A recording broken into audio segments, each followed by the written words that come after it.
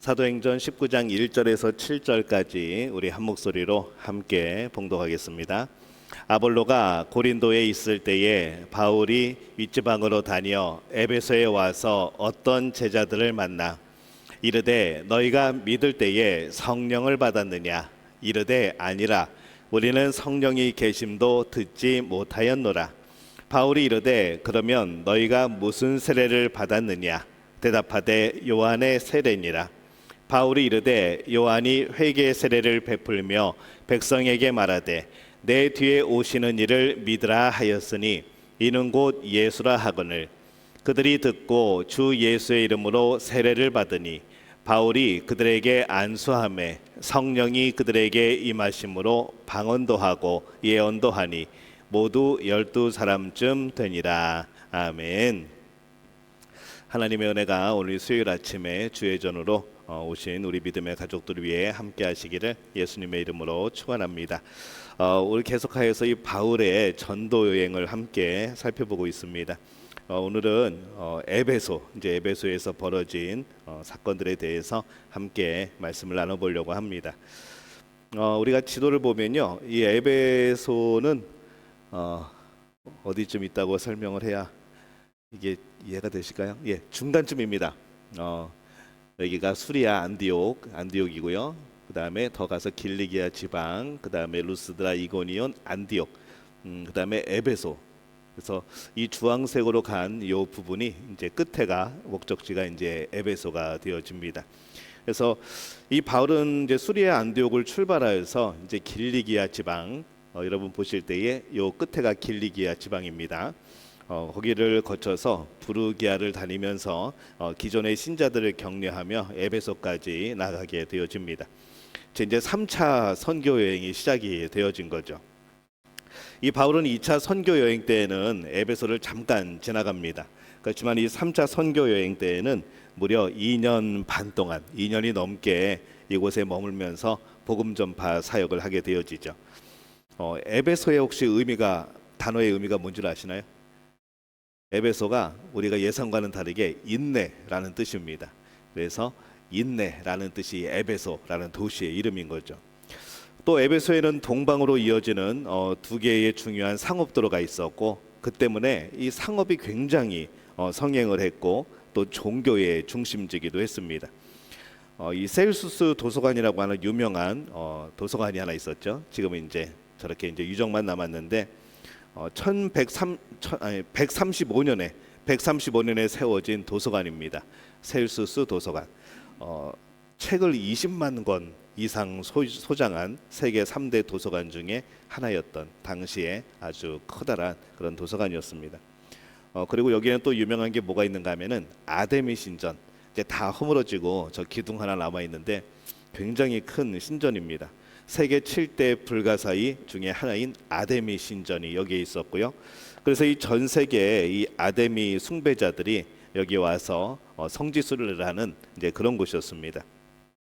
이 아데미 신전은 120개의 기둥으로, 대리석 기둥으로 세워졌죠.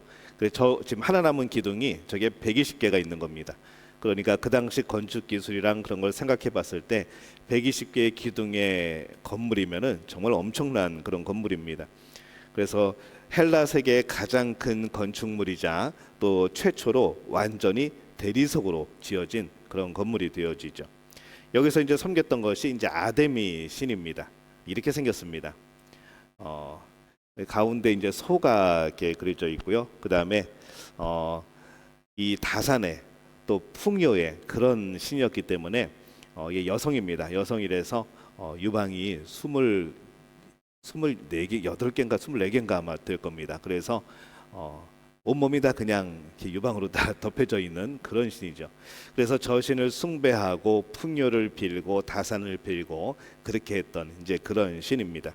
이제 에베소에 저 신을 섬기고 있었던 것이죠.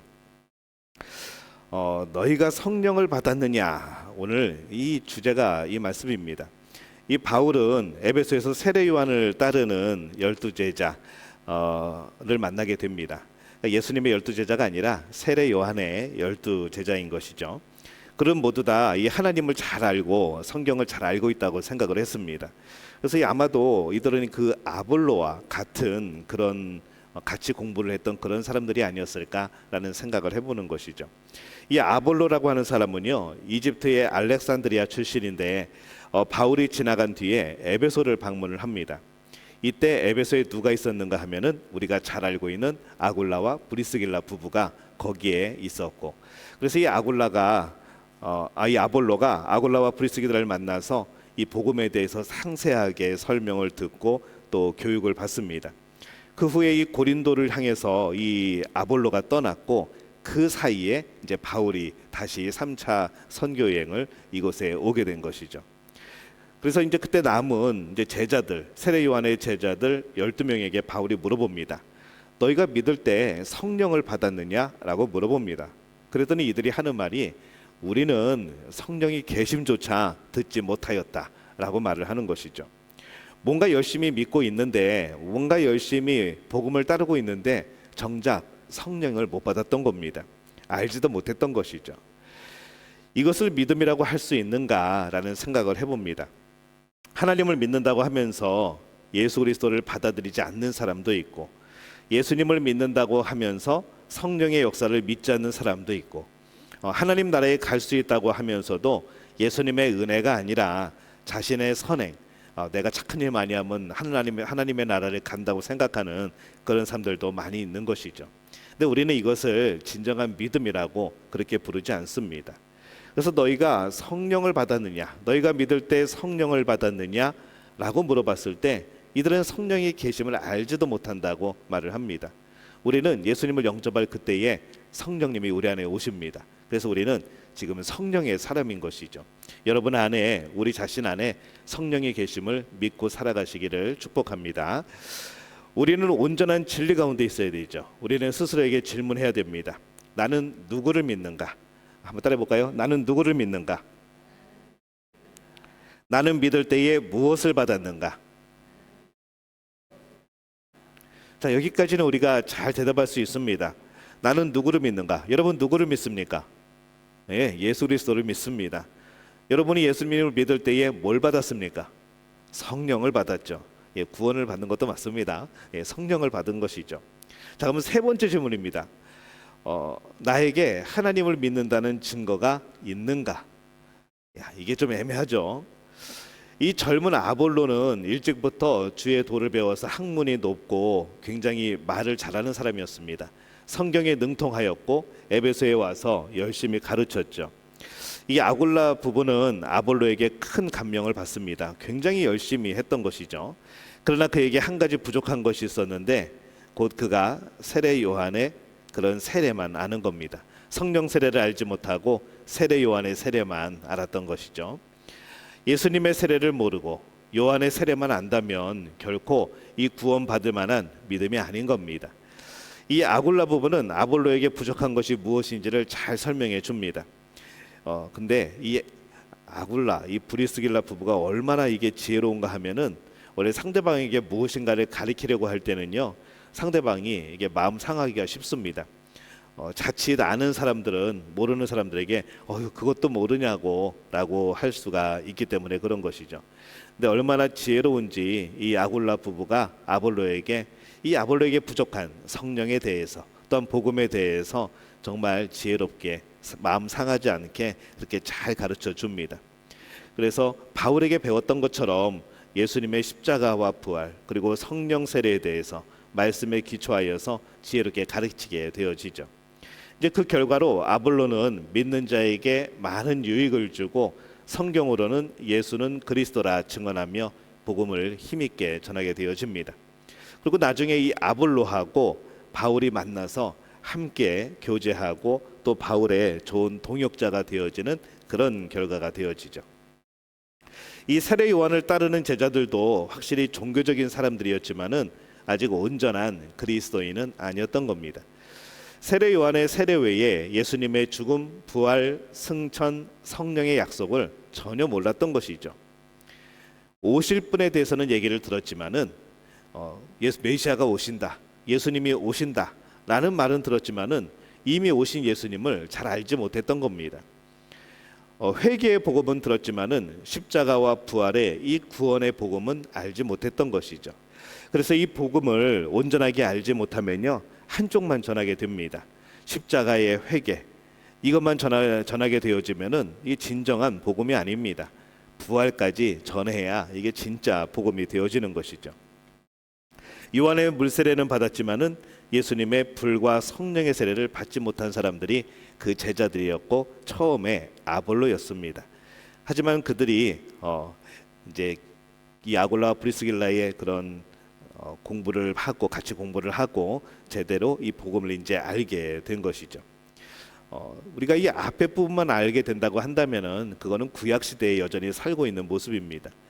예수님을 영접하지 않았기 때문에 성령의 우리 안에 계심도 없고 오순절 성령 강림의 역사와 성령 자체에 대해서도 들어본 적이 없고 구약을 여러 번 보았기 때문에 요엘서 등에서 언급된 성령의 사역, 그런 약속에 대해서 읽었지만은 전혀 경험한 바가 없기 때문에 그들은 잘 알지 못했던 것이죠.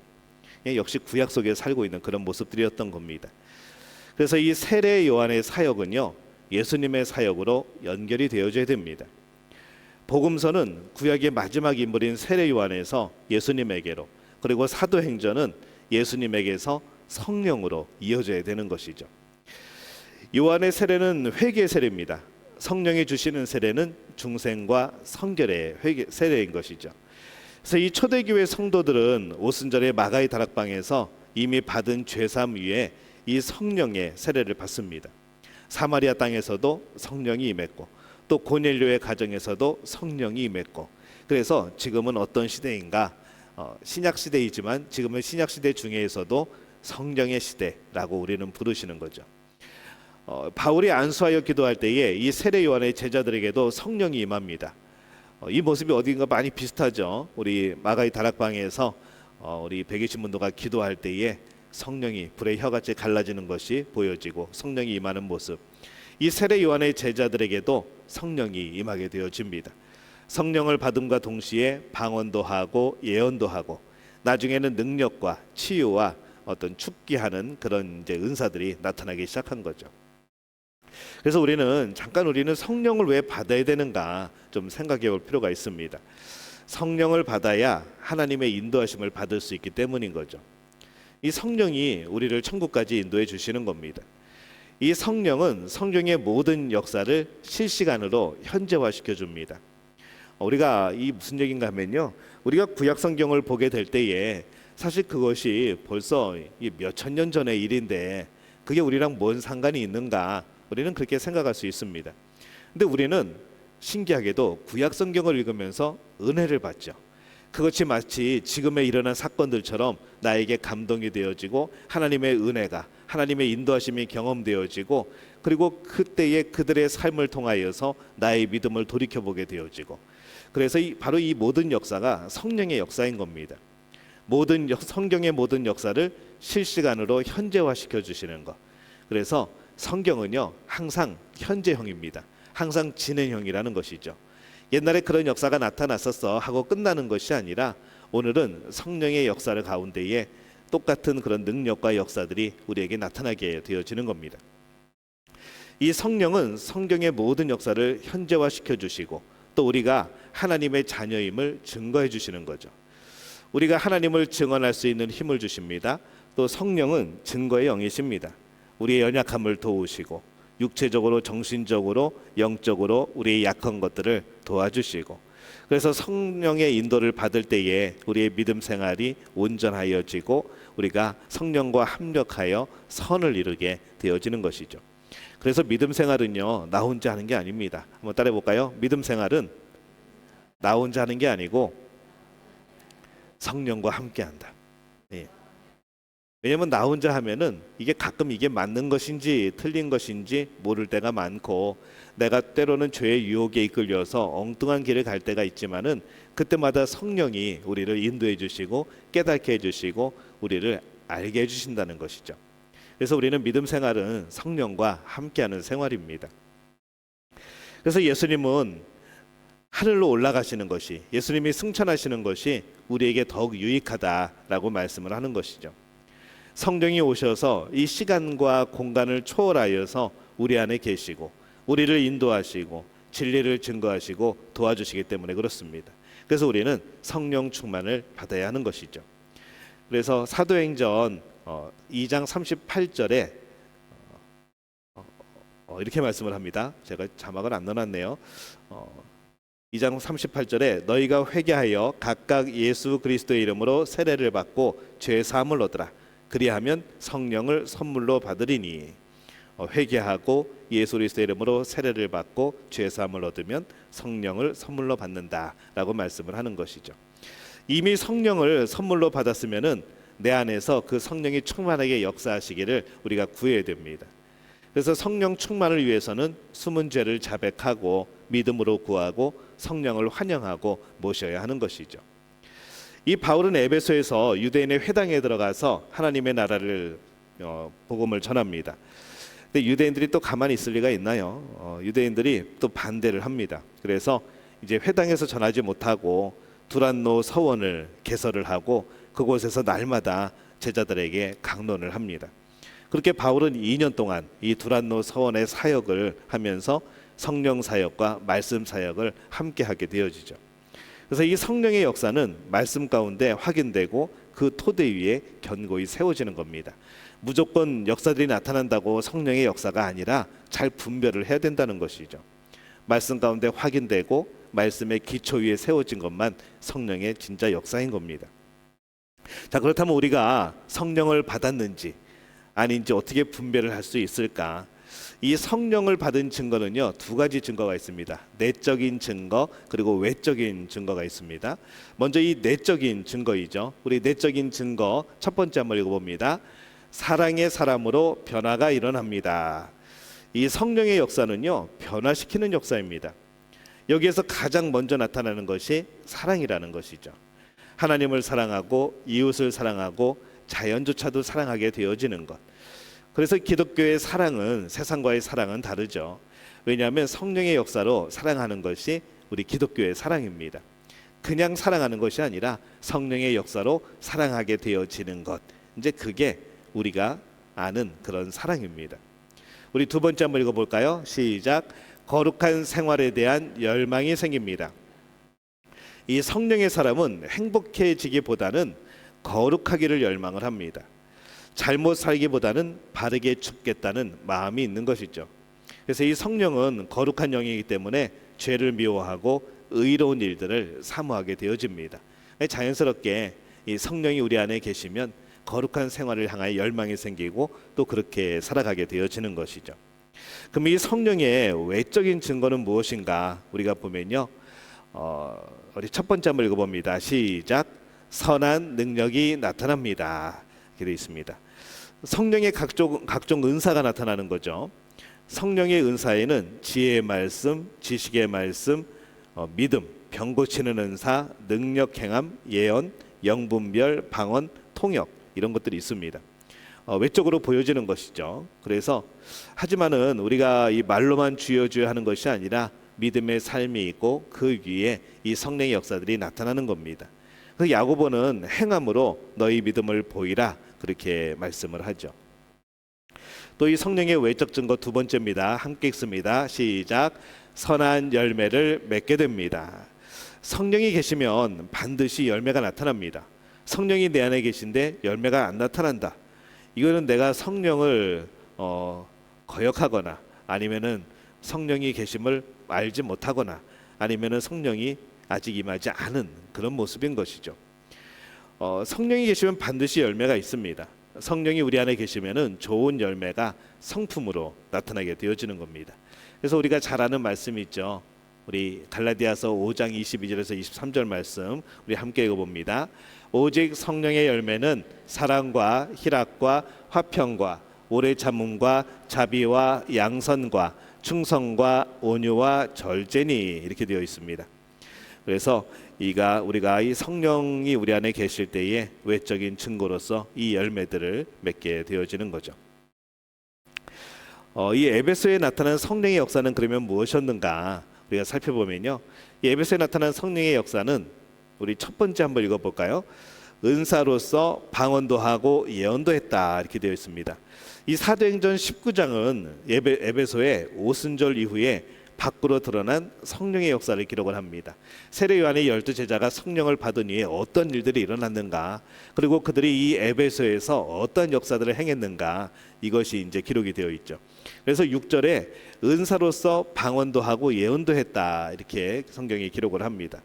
바울이 안수할 때 성령이 임하였는데 마치 마가 다락방에 모였던 사람들에게 성령이 임하였을 때처럼 그들의 방언이 터지기 시작한 것이죠. 그래서 이들 역시 방언도 하고 예언도 하고 그렇게 했던 겁니다.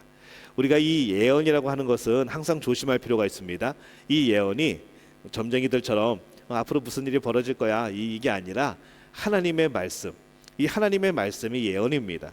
그래서 이 하나님의 말씀, 이 복음을 증거하는 것이죠. 예수를 그리스도라 고백을 하게 되어지고 이 성경에 있는 하나님의 말씀들을 다시 한번 우리에게 일깨워주고, 이제 그것이 그 당시의 예언입니다. 우리가 생각하는 어디 이상한 데서 막 하는 무슨 무당도 아니고 앞으로 무슨 일이 있을 것이라는 등 이제 그런 예언이 아니라는 거죠. 에베소에 또 어떠한 역사가 일어났는가, 두 번째 한번 읽어봅니다. 시작. 치유와 축기가 나타나고 악령의 역사를 이겼다 이렇게 되어 있습니다. 11절에서 17절까지의 내용입니다. 바울을 통하여서 놀라운 능력을 행하였고 병이 낫고 악귀가 떠났고 또 방해하는, 또 이 성령을 받지 아니한 그냥 예수의 이름만을 이용만 하는 그런 사람을 만나서 그 사람이 예수의 이름으로 능력을 행하니까 마귀가 그럽니다. 내가 예수도 알고 내 바울도 아는데 넌 누구냐? 그러면서 오히려 악귀한테 혼나서 쫓겨나는 이제 그런 일들도 벌어지게 되어지는 것이죠. 예수의 이름만 안다고 능력이 나타나는 게 아니라 예수의 이름을 온전히 믿고 또 그 안에 성령이 충만한 이들이 능력을 행하는 겁니다. 자, 우리 세 번째입니다. 에베소에 어떤 성령의 역사가 일어났는가? 시작. 사람들의 삶에 변화가 일어났다. 18절에서 19절에 나오는 내용이죠. 예수의 이름을 높이고 믿는 자들이 죄를 회개하고 마술을 하던 사람들이 마술책을 불태웁니다. 이때의 마술책은요, 요즘 우리가 알고 있는 뭐 트릭 이런 게 아닙니다. 정말 주술 같은 그런 개념이죠. 그래서 주술을 하던 사람들이 그 주술책을 태워버린 겁니다. 이때 태운 그런 그 책의 양이 어느 정도였는가 하면은 10,000명이 5년 동안 먹고 살만한 5년 동안 받을 만한 품삯, 그 정도의 값어치의 책을 다 태워버렸습니다. 그러니까 굉장한 거죠. 그러니까 거의 도시 전체에 마술책을 태워버린 것과 마찬가지입니다. 그래서 이 복음으로 인해서 이 에베소 사람들이 세계관이 바뀌었고 가치관이 바뀌어집니다. 지금 이 에베소가 어떠한 도시라고 그랬죠? 아데미 신을 섬기는 아주 우상의 집결지입니다. 그런데 여기에서 이런 지금 일들이 일어나고 있는 것이죠. 우리 그림 하나 볼까요?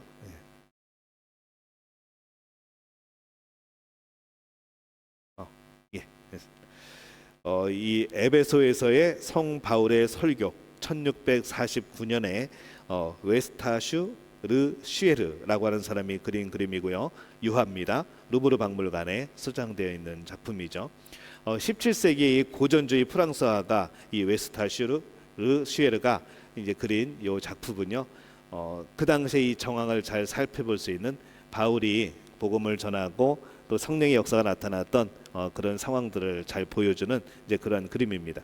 복음의 진리를 받아들인 에베소 사람들이 자신들이 소장하고 있는 이 마술책들을, 주술책들을 앞다투어 바울에게 가져와서 불태워버리는 것. 그러면서 이제 저들이 경험한 것은 살아계신 하나님을 경험한 거죠. 야, 이게 아무런 소용이 없구나. 이게 아무리 주술을 해도 그냥 마음만 그랬지 별다른 역사가 일어나지 않는데, 이 성령의 역사를 경험하다 보니까 자기들이 가지고 있던 저런 주술들이 굉장히 시시하고 아무것도 아닌 것처럼 여겨진 겁니다.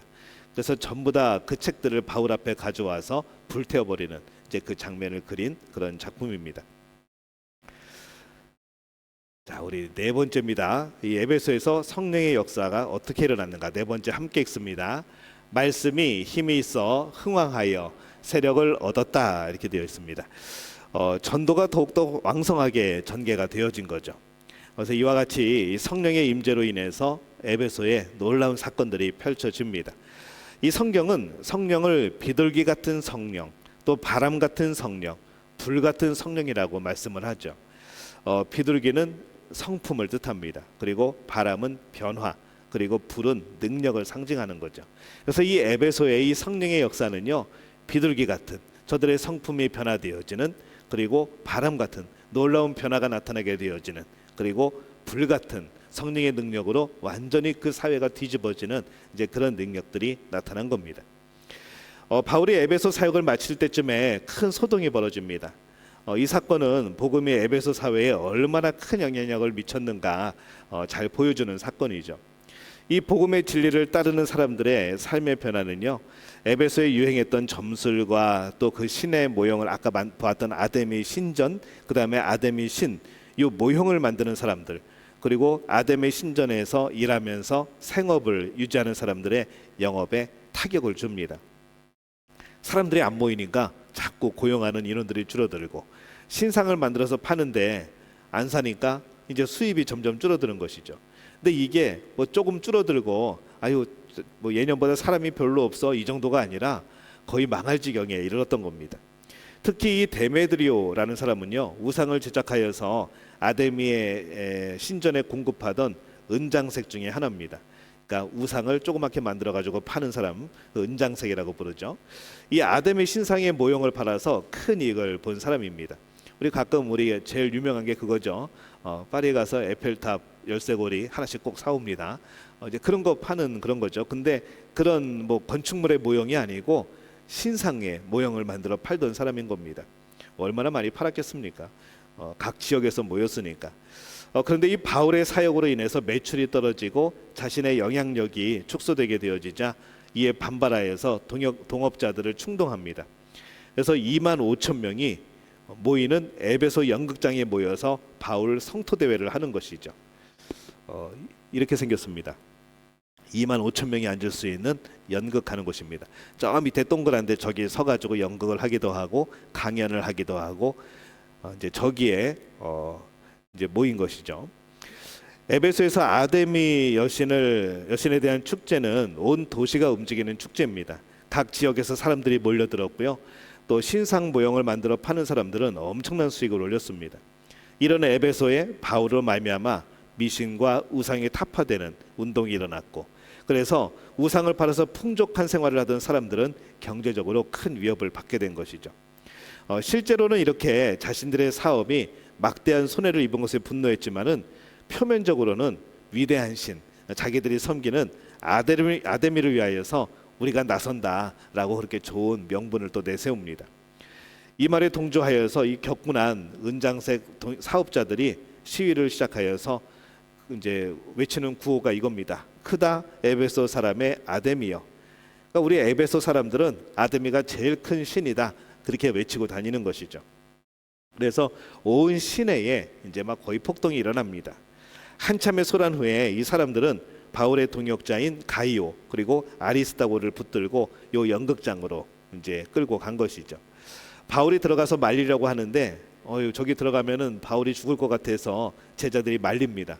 들어가지 못하고 이 연극장에 모인 수많은 무리는 크다 에베소 사람의 아데미여라는 구호를 거의 뭐 2시간 이상 외쳤고, 결국 이 에베소의 서기장이 나서서 무리를 진정시키고, 그러면서 이 가이오와 아리스다고가 신전의 물건도 훔친 것도 아니고 또 아데미 여신도 비방한 것도 아닌데 너희들이 붙잡아 왔으니까 이거는 불법이다, 그러면서 정식으로 너희가 고발할 것이 있으면은 절차를 밟아서 법정에 고소하라라고 말을 합니다.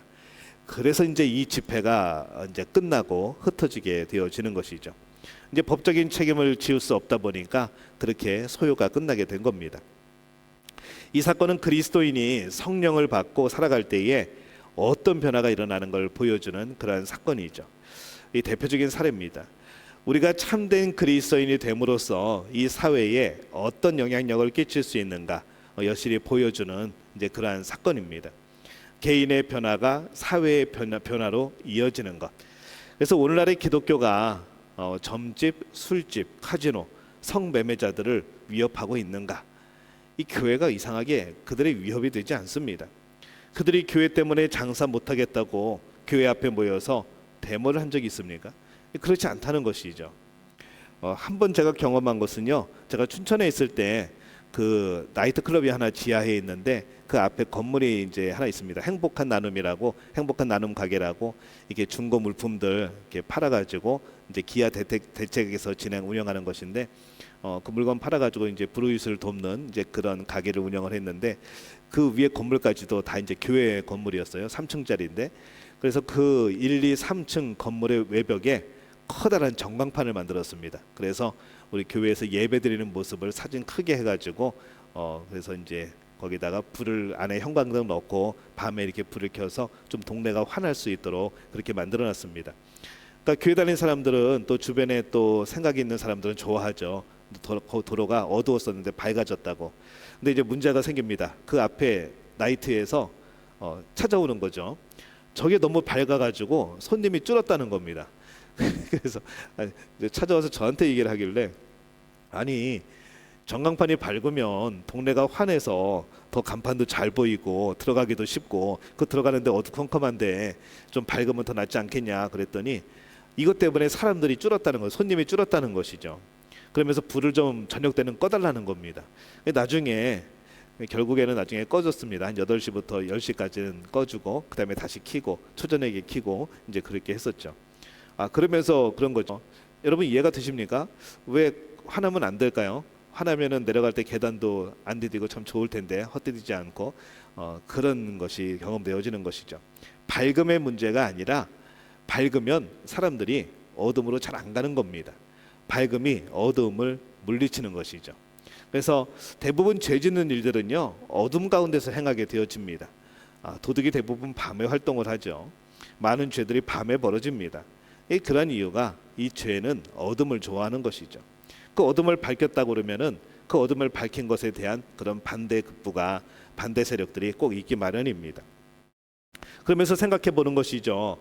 기독교가 이 점집과 술집과 카지노와 성매매자들의 위협을 받고 있는가? 그들이 교회 때문에 장사를 못하겠다고 교회 앞에 모여서 데모를 하고 있는가? 요즘에 그런 모습 보기가 힘들다는 것이죠. 그러면 우리가 이게 능력이 있는 것인가 라는 생각을 해보게 되어집니다. 너희가 믿을 때에 성령을 받았느냐? 우리가 성령을 받았다면 능력과 변화가 일어나야 되는 겁니다. 개인과 사회에 선한 그런 변화가 일어나야 되는 것이죠. 개인의 변화뿐 아니라 도시 전체의 문화를 변화시키는 이 복음의 능력이 우리에게 필요한 겁니다. 그래서 우리가 믿는 예수님은 사회와 문화를 변화시키는 그런 예수님이 되어야 하는 것이죠. 이 복음과 성령은요, 교회 내부에 있는 사람들만을 위한 것이 아닙니다. 우리만을 위한 것이 아니라 이 지역을, 이 사회를, 우리 가정을, 우리 이웃을 변화시키고 악한 영들을 쫓아내는 그런 우리는 목적을 가지고 있는 겁니다. 너희가 믿을 때에 성령을 받았느냐? 오늘 바울이 질문합니다. 우리는 어떻습니까? 우리는 성령을 받았다는 증거가 있습니까? 정말 열매를 잘 맺고 있습니까? 성령의 능력들이 나타나고 있습니까? 성령으로 인하여서 우리가 기쁨이 있고 감사함이 있고 우리가 하나님의 자녀라는 확신이 있고 구원의 확신이 있고, 그 열매들을 통하여서 많은 이들이 우리를 통하여 예수님을 바라보게 되어지고, 또 우리가 빛을 비추게 될 때에 저들이 두려워하게 되어지고, 과연 우리는 이 성령을 받았다는 증거가 있는가? 오늘 우리는 그 증거를 보여야 될 줄로 믿습니다. 오늘 말씀을 보면서 그 에베소에 그 놀라운 역사들이 일어났던 것처럼 우리 자신을 통하여서, 또 우리 믿음교회를 통하여서, 또 이곳에 있는 우리 많은 교회들을 통하여서 우리 자카르타가 놀랍게 변화되어지는 놀라운 역사가 나타나게 되어지시기를 예수님의 이름으로 축복합니다.